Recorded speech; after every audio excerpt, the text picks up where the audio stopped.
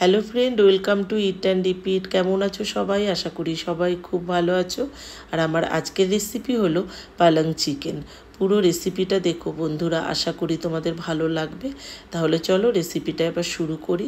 একটুখানি বাজারে গেছিলাম, আসলে চিকেনটা ওর বাবা এনে দিয়ে গেছে। ওর বাবা একটু তাড়াতাড়ি বেরিয়েছে আজকে, তা চিকেনটা এনে দিয়ে গেছে। তা আমি ভাবলাম ঠিক আছে চলো তাহলে আজকে একটু পালং শাক দিয়ে চিকেনটা বানাবো। তার জন্য ভাবলাম তোমাদের সাথেও একটু শেয়ার করি।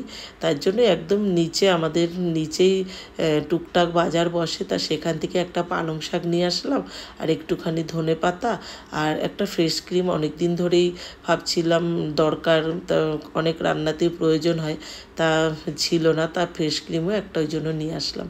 তা চলো পালং শাকটাকে একটু বেছে নিই ভালো করে। তা বর্ষার শাক তো একটু ভালো করে বেছে নিতে হয়। তারপরে পালং শাকটা বাছা হয়ে গেলে ধনে পাতাটাকেও খুব ভালো করে পরিষ্কার করে নেব। ধনে পাতাও কিন্তু একদমই একটুখানি এনেছি, তা একদম বেলাতে গেছি, তো আমি একটু বেলা করেই গেছি, তা অল্প একটুই ছিল, তার জন্য এইটুকুই এনেছি আমি।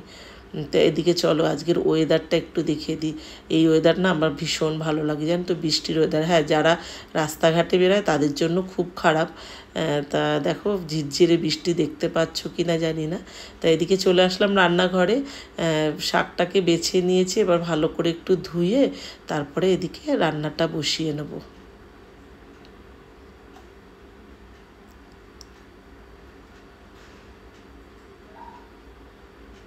তো এখানে দেখো বাটিতে করে একটু জল নিয়ে বসিয়ে দিলাম। জলটা ফুটলে তারপরে পালং শাকটাকে হালকা, একদম হালকা আমি একটু সেদ্ধ করে নেব। তাই এদিকে দেখো এই যে চিকেনটা না প্রায় 1-1.5 ঘন্টা কিন্তু আমি ম্যারিনেট করে রেখেছি, মানে শুধু ভিনেগার আর একটু জল দিয়ে ম্যারিনেট করে রেখেছিলাম একটু নরম হয়ে যাওয়ার জন্য। আর পেঁয়াজ আমি এরকম মাঝারি সাইজের 5খানা পেঁয়াজ এরকম জলে ভিজিয়ে রেখেছি। একটু পেঁয়াজটাকে না জলে ভিজিয়ে রাখলে আমার খুব সুবিধা হয় ছাড়াতে, সবারই হয়। যারা না জানো তারা কিন্তু এইভাবে জলে ভিজিয়েই করো। আর এই যে দেখো ফুটান্ত জলে পালং শাকটাকে দিয়ে দিলাম, আর পাশে কিন্তু একটু ঠান্ডা জলও রেখেছি। কিছুক্ষণ পালং শাকটা এরকমভাবে রেখে দিয়েছি, তারপরে এই যে তুলেই, সেদ্ধ করিনি কিন্তু, তুলেই এই যে ঠান্ডা জলে দিয়ে দিলাম। আর একদম ঠান্ডা জলে দিতে হবে, যেহেতু ওয়েদারটা একদম বর্ষার, তার জন্য জলটা খুব ঠান্ডা বেরোচ্ছে, তার জন্যই একদম আমি কিছু বরফ আর মিশাইনি।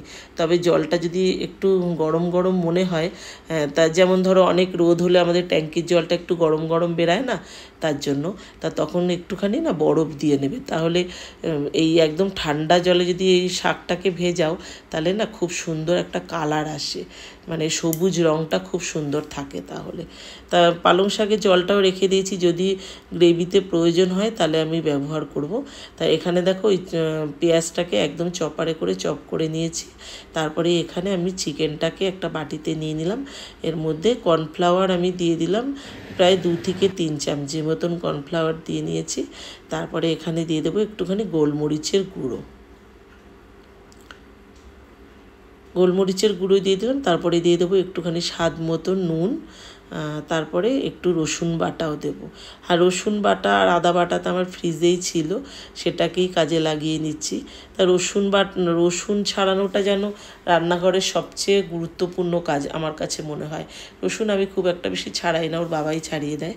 তা যখন একটু বেশি থাকে না আমি বেটে ফ্রিজে রেখে দিই, তাতে খুব সুবিধা হয় আদা রসুন বাটাটা যদি ফ্রিজে থাকে। তাই এদিকে দেখো হাত দিয়ে একটু ভালো করে মেখে নিলাম। তারপরে যে কড়াইতে তেল বসিয়ে দিয়েছি, সাদা তেলেই হবে কিন্তু এই রান্নাটা।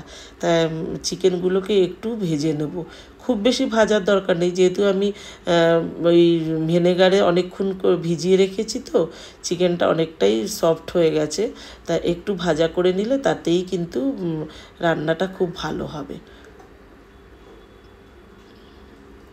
তা দেখো এবার 1-2বার করে এরমভাবে উল্টিয়ে পাল্টিয়ে তারপরে আমি চিকেনটাকে কিন্তু নামিয়ে নেব এইভাবে। আর যদি একটু একদম বোনলেস চিকেন হয় না তাহলে খুব ভালো হয়। তা আমি আমার মানে বাজার থেকেই এরকম চিকেনটা এনেছে, একদমই বোনলেস না, একটুখানি হাড়ও আছে। তা আমি সেটা দিয়েই করছি। আর চাইলে তোমরা আরও ছোট পিস করতে পারো কিন্তু। আর এদিকে একটা মশলা বানিয়ে নিচ্ছি, ওই যে ধনে পাতাটুকু ছিল, আর দিয়ে দিলাম কাঁচা লঙ্কা। অবশ্যই কাঁচা লঙ্কা দেবো, কোনো লাল লঙ্কা কিন্তু এখানে ব্যবহার করব না, যেহেতু রান্নাটা একটু সবুজ সবুজ হবে। তা এখানে 2 চামচি মতন আমি টক দই দিয়ে দিলাম। তারপরেই এখানে দেখো একদম 1 চামচি ভরে আমি দিয়ে দিলাম সাদা তিল কিংবা বাদামও ব্যবহার করতে পারো। এটা মানে সম্পূর্ণ একটু গ্রেভিটাকে থিকনেস করার জন্য। আর তবে হ্যাঁ, খেতেও টেস্ট হয়। এই তিল বা বাদাম বলো, যে কোনো এই এই জিনিসগুলো রান্নাতে বেটে দিলে কিন্তু খুব টেস্ট হয় রান্না। তা দেখো এই যে চিকেনগুলোকে আমি ভাজা করে নিচ্ছি। একবার ভাজা হয়ে গেল, আরও একবার ভাজা করে নিচ্ছি। এখানে না আমার 500 গ্রাম চিকেন আছে।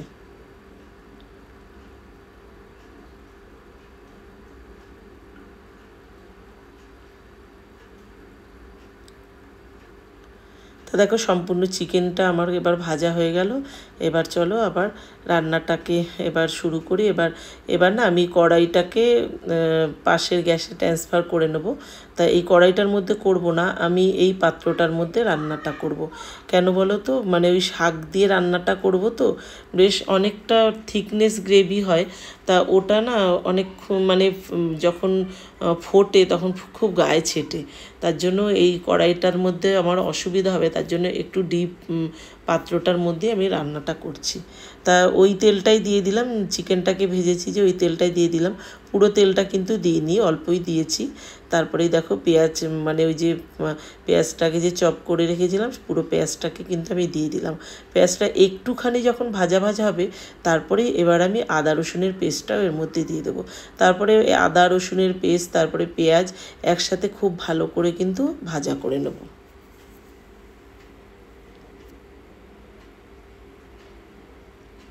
তো এই হলো আদা বাটা আর রসুন বাটা অনেকটাই আমি করে ফ্রিজে রেখে দিই, তাতে রান্না করতে সুবিধা হয়। তোমরা কারা কারা করো অবশ্যই একবার কমেন্টে জানিও বন্ধুরা। জানি সবাই করো, এরকম করে ফ্রিজে রাখলে অনেকটা সেফ হয় রান্নার সময় কিন্তু সময়ের।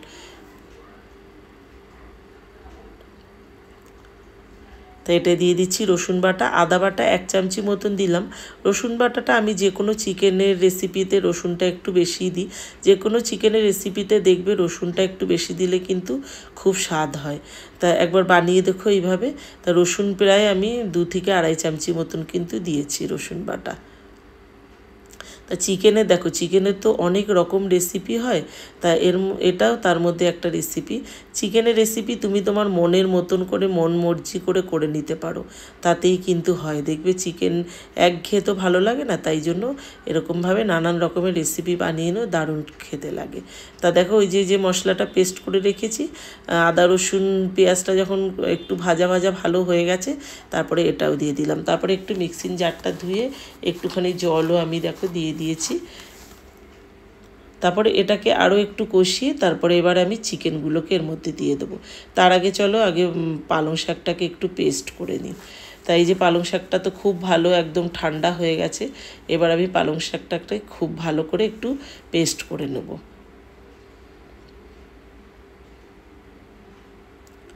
তাই তারপরে দিয়ে দিলাম স্বাদ মতো নুন। তাই এটার মধ্যে তো হলুদ টলুদ কিছুই দেবো না, হলুদ বা লঙ্কার গুঁড়ো কিছুই দেবো না। কালারটা যেহেতু আমি একটু সবুজ করে রাখতে চাই, তার জন্য কিন্তু আমি লঙ্কার গুঁড়ো বা হলুদ গুঁড়ো এসব কিছুই দেবো না। তা দেখো এটা একটু কষানো হয়ে যাওয়ার পরে এই যে চিকেনগুলোকেও দিয়ে দিলাম।